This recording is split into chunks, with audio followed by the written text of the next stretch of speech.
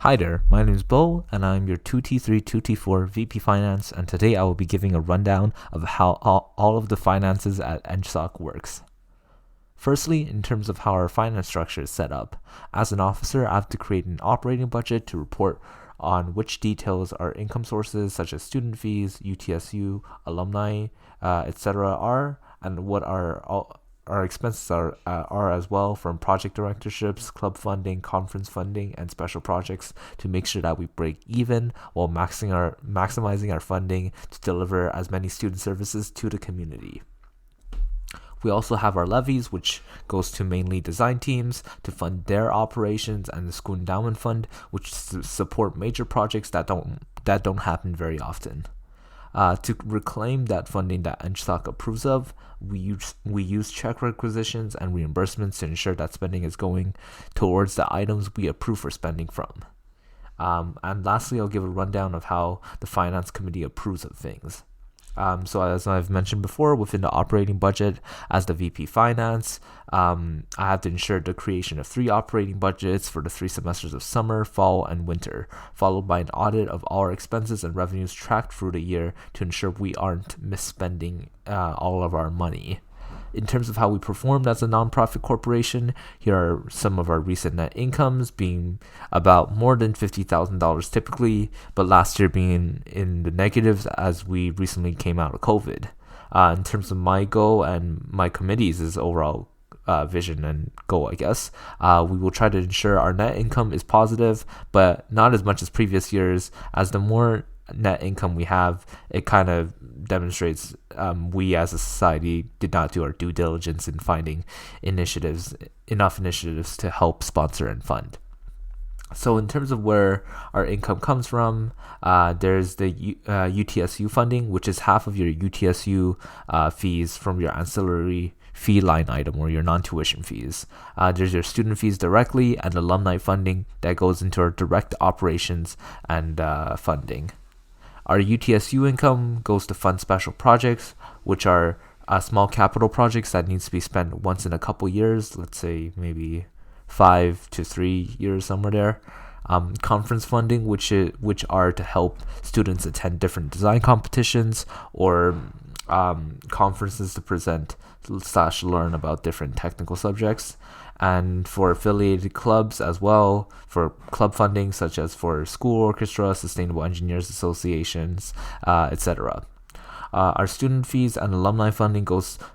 into funding our direct operations, such as for our project directorships, such as orientation, dinner dances, commercial operations like Hard Hat Cafe, SUDS, and also discipline clubs.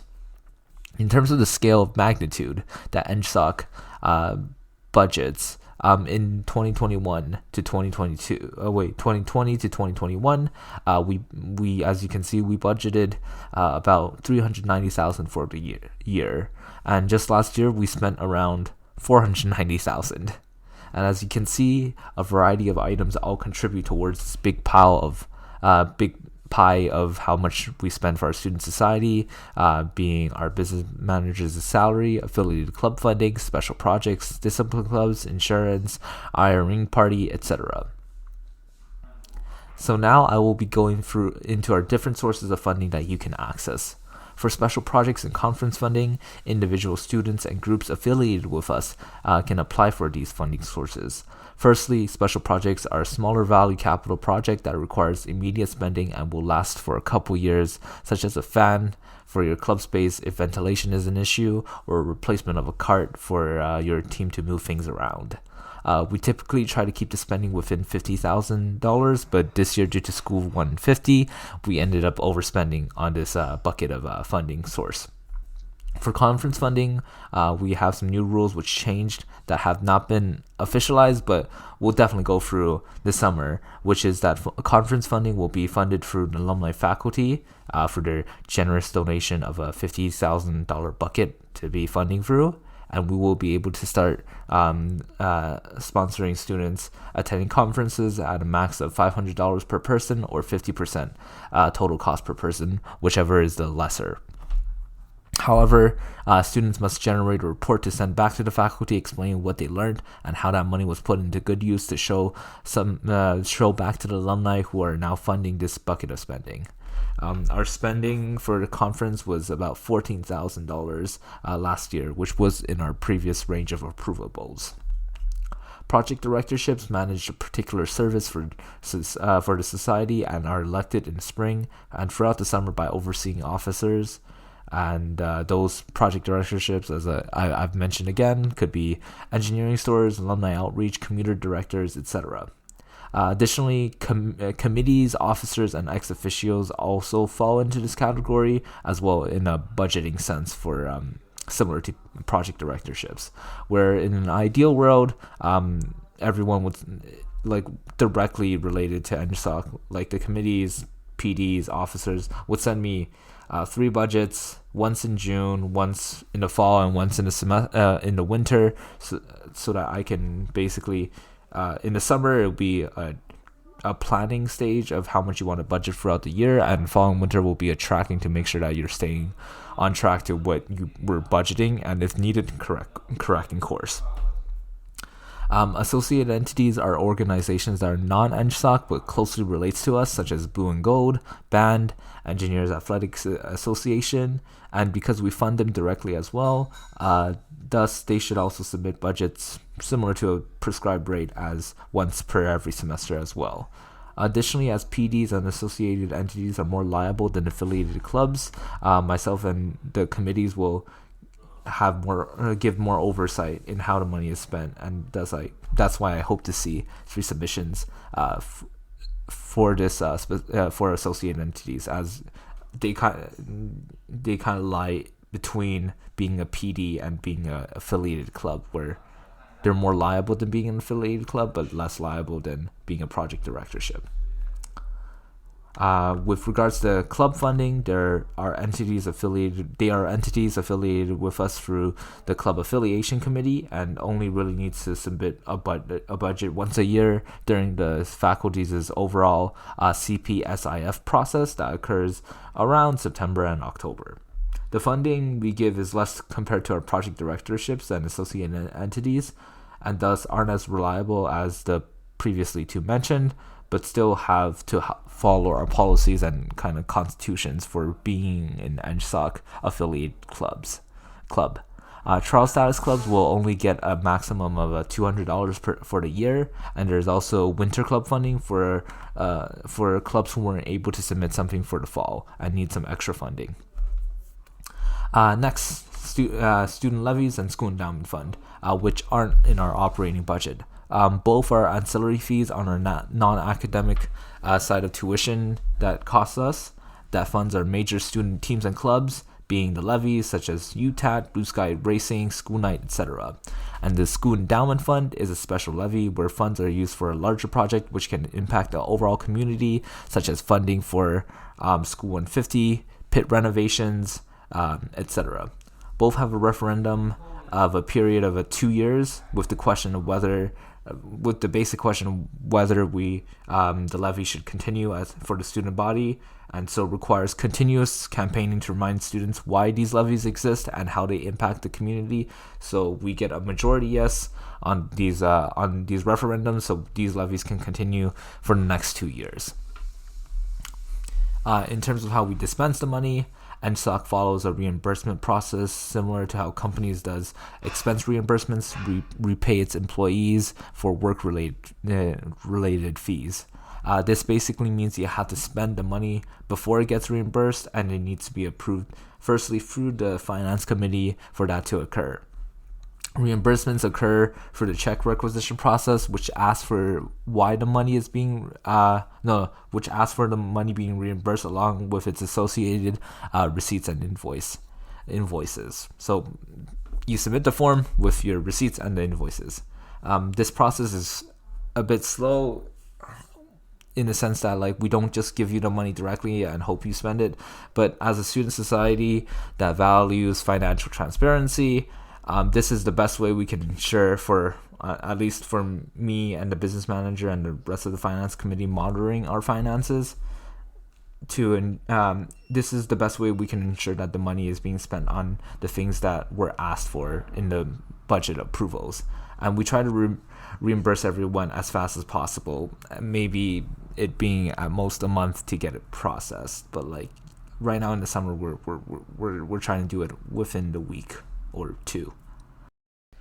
And here's an overall picture of everything that I just talked about. And so the gist is that you would make an application and submit it to the finance committee. The finance committee reviews all the applications, which then goes into a recommendation report that goes to the board of directors, and hopefully it all gets approved. And then you're allowed to spend the money such that you can get the reimbursement back via check requisitions, with that check requisition forms that you submit with your invoices and receipts, and submit it back to me and the business manager, and we will reimburse you at the very end. In terms of how we review everyone's budget, and that's how you should frame the budget, you need to express your funding request for funding in a way that the finance committee sees that it's adding value to the overall engineering community. We would firstly look at previous years and what those values have been, and see if they are within the previous ballpark numbers, and then look at justifications and comments about why you think that set of numbers, why you have set the numbers the way that you have entered it.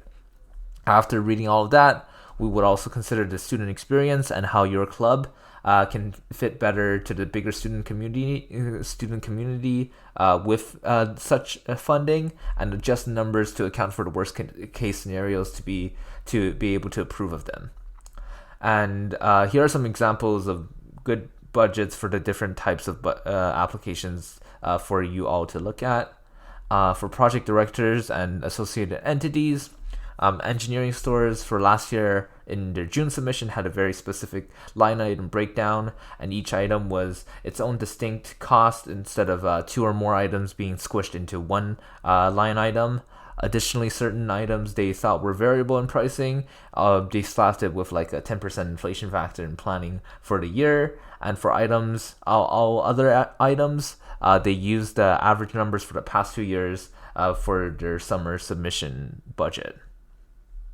For special projects, the Dear Frosh letter had lots of explanation about what they were planning to do with the funding that they were going to get and how it was done, and the quotes for the costing of each items.